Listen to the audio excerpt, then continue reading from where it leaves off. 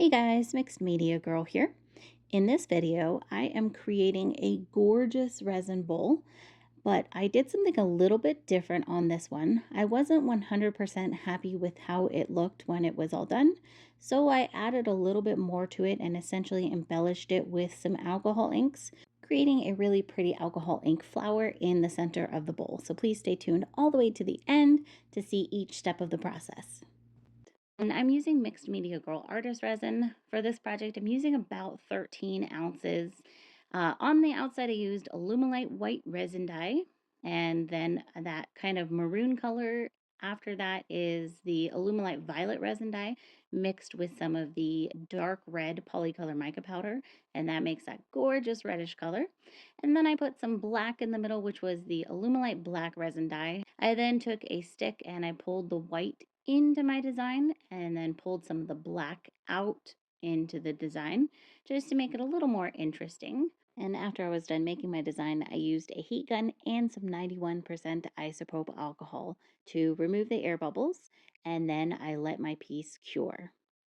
Now, this part's important. I waited about 6 hours. How long you wait is going to depend on the resin you're using and the temperature of your workspace. You want your resin to get to the point where it's not sticky at all, but it should be very, very flexible. If you wait too long and let it cure too much, it's going to be hard to mold it into a bowl shape. I put it into this plastic bowl. I got it from Bed Bath & Beyond years ago. I no longer have this bowl. It was around 100 ounces, and I most often now use my 150-ounce plastic bowl for this size of the resin bowls. So I shaped it into that bowl, I let it cure, and then I demolded it. Now I decided I wanted to do a little more to this. So I went in there with some alcohol inks. I used various alcohol inks and a black hand pump that is from Ranger, which you can get from Michael's or on Amazon, and that just simply helps blow the alcohol ink around. And the first color I put down is the Pixiss Pearl White. And I actually watered it down a little bit with some 91% alcohol to make it more transparent so that it was kind of more of a transparent, sparkly white. I also added a little bit of the Ranger white alcohol ink in there just to make it not quite as sparkly and metallic. Once I was done with my first layer of white, I put some Ranger pitch black alcohol ink in the middle to give a really stark black center and then let that all dry. Then I added a little bit more of that Ranger white, which is called Snowcap, into the pearl white to make it even more opaque. And went in with a second layer. So you can kind of see that second layer is a more bold white.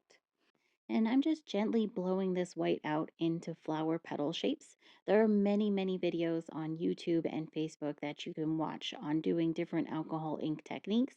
And this is just one way to do it, and I think it came out gorgeous.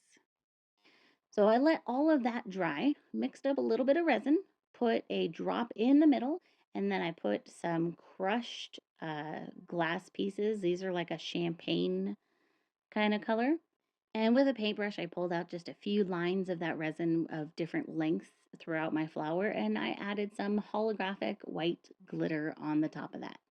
I kind of just poured it all over to make sure it got into the resin, and then once that was dry, I dusted off any excess and it just left it on the spots that I had the resin. I let that cure, and then I put a very thin layer of resin just over that alcohol ink design, and I wanted to make sure it fully covered it. And this is really just to seal that design in, give it UV protection, and also so that obviously you can put things in the bowl without messing that up. I let that cure, and I did actually put one more layer of resin in it just to fully cover that crushed glass. But here's how that looks, all cured and dry, and I think this is one of the most gorgeous bowls I have ever made. I love the design. I love everything about it. So hopefully this gives you guys an idea of additional things that you can do to modify your resin bowl design and gets your wheels turning so you can think of some other fun ideas. Thank you so much for watching, and I will see you all next time.